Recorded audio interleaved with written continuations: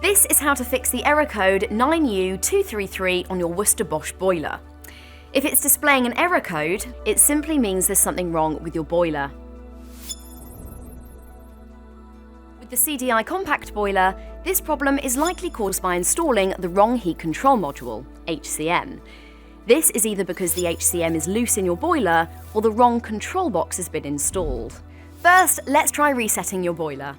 If the error is still showing after you've pressed reset, then we'll need to look a little deeper, and this isn't something you can fix here.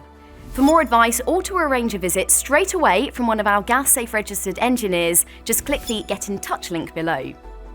If the error code is no longer showing, it may still be worth looking at the root cause.